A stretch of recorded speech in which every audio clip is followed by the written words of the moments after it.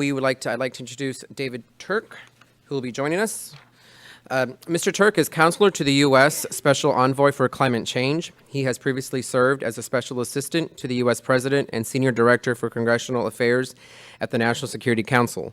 Mr. Turk also served as a Deputy Assistant Secretary at the State Department and has had several posts in both the U.S. Senate and the U.S. House of Representatives. Mr. Turk.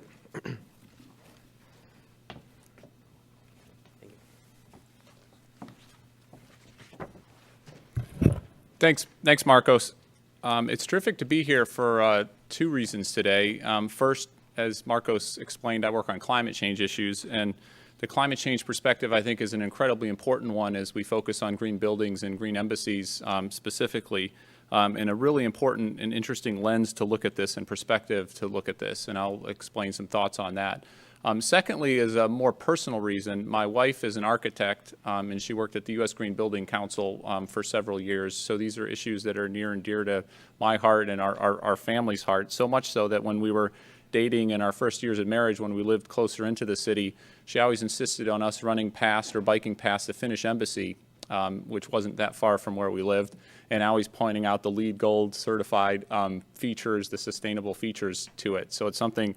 This is an issue that's been ingrained in me for several years. I'm not going to take that much time to talk about the broader climate change picture. I suspect a lot of folks are familiar.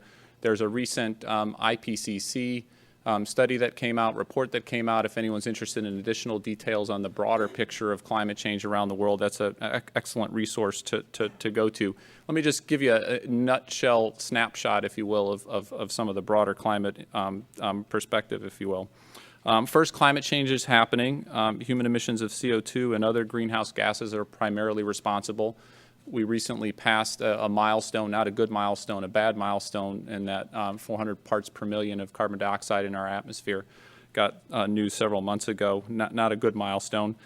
Temperatures are rising, and fourth, we're facing a world in which we're seeing increasingly the consequences of climate change. We're already starting to see a lot of those consequences, frankly, all over the world, including in the United States and probably just about every country represented here.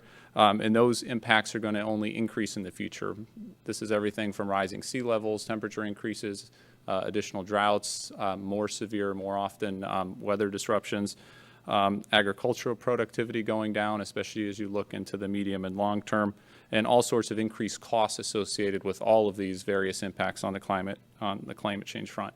One group put out something in 10 words, which I think actually captures the kind of snapshot of where we are on climate right now. This is the Yale Project on Climate Change Communication, and they called it their Big 5 Beliefs in 10 words.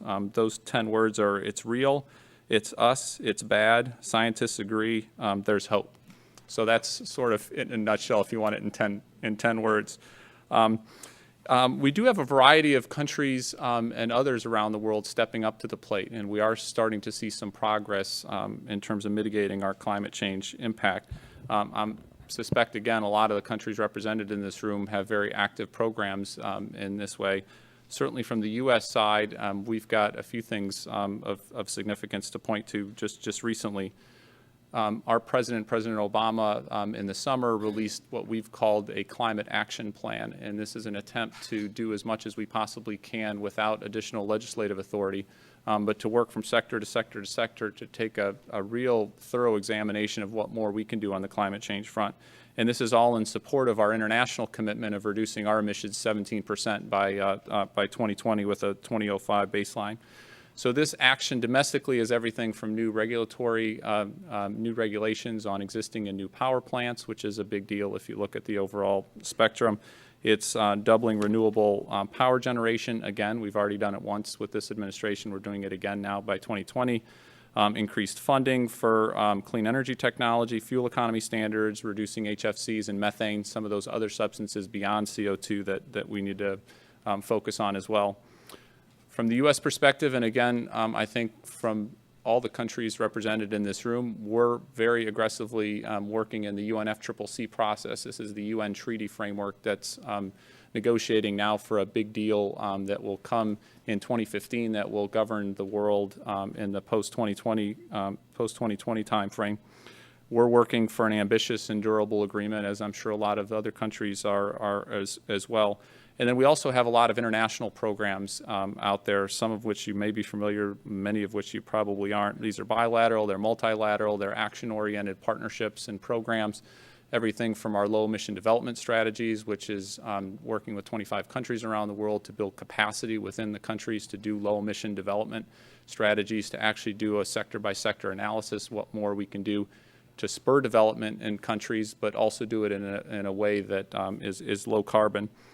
We've got bilateral work. We had a recent working group with China launched. We've got 5 sectoral initiatives there that are up and running. So we're trying to do all sorts of things on that front. Now let me drill down a little bit and focus on the topic of today and the climate implications in the building sector specifically. And let me go through a number of observations which I think are useful to highlight. First, there's a whole lot of greenhouse gas emission reduction potential in the buildings sector. The International Energy Agency, IEA, estimated that buildings-related GHG, that's greenhouse gas emission, represent 35% of current energy consumption, and that demand is set to increase by 50% by 2050. A really interesting statistic that came out by our U.S. intelligence community, they put out something called Global Trends 2030 Alternative Worlds, and they try to do some predictions into the future, things that people aren't paying attention to as much in our day-to-day life, but probably should be paying attention to more, especially as we look at the broader narrative arc of our history and our future. And I'll quote this in full. It's just a sentence. It's a longer sentence. Owing to rapid urbanization in the developing world, the volume of urban construction for housing, office space, and transport services over the next 40 years could roughly equal the entire volume of such construction to date in world history. That's just a really interesting, I think, statement about how much new building there is going on if we look at the broader world, and how important the decisions we make now impact those sunk costs and sunk opportunities, if you will. Second observation, there's a whole host of cost-effective mitigation opportunities. I'm sure you all have heard a number of speakers already say about how a lot of the things that can be done in the green building space is cost-effective. Again, IEA estimates each dollar spent on energy efficiency in buildings leads to $1.7 in savings on average from a 2012 to 2030 timeframe. The other estimate, which is a huge number, is if you could achieve a 30% improvement in buildings' energy performance by 2030 relative to current levels, and this is a statistic or a target that a lot of experts in this space will actually tell you is a pretty feasible target if there were the political will behind it. That actually equals about $300 billion in annual energy cost savings net of investment costs. So just a huge number associated with the potential, not only the greenhouse gas reduction potential, but the actual savings and the savings in monetary form as well. Third observation, there's a lot of countries doing very interesting things in the building space that have incredibly large climate impacts. China, by 2015, 20% of new urban buildings are going to be green. India is developing commercial building energy codes. Japan has a phenomenal program, the Top Runner program, focused on appliance standards. This is everything within a building. And if you actually look at how much energy you can save by some of those efficiency improvements, whether it's air conditioning, lighting, all the other things that you find within a building.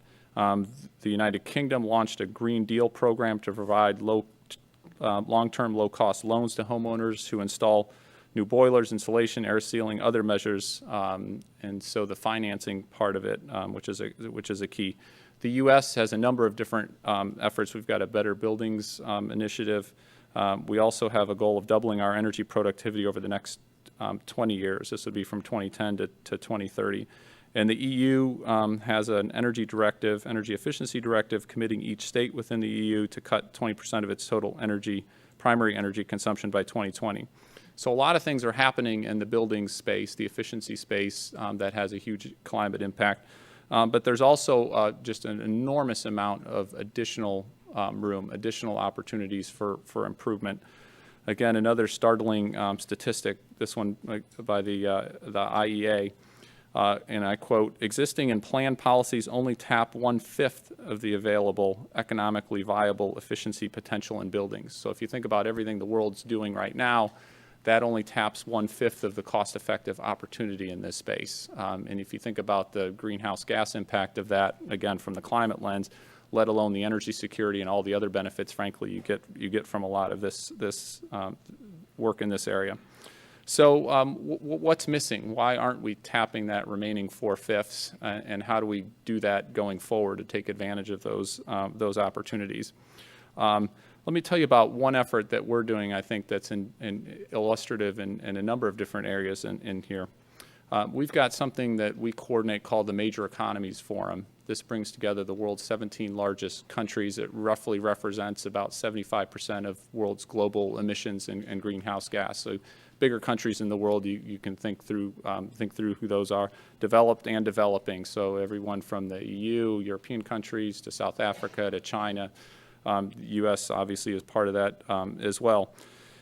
The main goal of this group has been to help facilitate this UNFCCC, this UN organization, this UN treaty, to negotiate an agreement that provides a framework for our global architecture on climate change.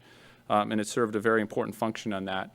We've been thinking for now a couple years, wouldn't it be great if in addition to that negotiation facilitation, we can get the 17 largest countries together to do some action-oriented efforts, to try to share best practices, try to come to common goals or metrics that could help drive action within all of our countries. So almost a year and a half ago, we undertook a sector-by-sector analysis to try to figure out what space we should work in here, what sector should we pick, what initiative should we have this Major Economies Forum tackle. And for all the reasons I just went through in terms of my observations, we chose the building sector and focused on building efficiency and building performance, and thought that that was the one that made the most sense to focus on among this group. And a big part of that reasoning was a number of consultations we had with buildings experts, people out there who do this kind of stuff in the real world and see both the opportunities and the challenges. And the thing that kept coming back from all these experts to us, and I think this was pretty much unanimous, was lots of really interesting things out there, lots of existing technology. The one missing ingredient that seems common, frankly, in all these countries is a lack of political will to take advantage of that 4/5 of the opportunity that remains out there to capture the climate benefits. And it needs not only political attention here and now, but it needs it in a sustained kind of way. And we thought that was a good fit for the Major Economies Forum. But it's also, I think, more broadly where all our countries can come in and where all our countries can bring some value added. I think we all have exciting and, like I said many times, very cost-effective opportunities to ramp up our improvement, to capture those energy security benefits, and also capture our shared climate change opportunities or mitigation opportunities. And I think the greening embassies effort worldwide can really play an outsized role here. Quite literally, it is a tangible manifestation of the political will of our countries to do something in this space, to take advantage of building efficiency opportunities, energy performance opportunities. And by having our embassies be in the vanguard of this effort, it is pushing that political will. It is a signal to our political will. Every time someone runs by an embassy that's green in a country, in a capital, it's a reminder that this is something that these countries care about, that a lot of countries care about, and something that we can replicate and expand beyond our embassies to our buildings, whether they're government buildings or commercial buildings or housing buildings around the world. And certainly from a climate change perspective, it's going to be a huge part of the potential solution that we have here. So thank you again for having me here, and glad to be part of this event.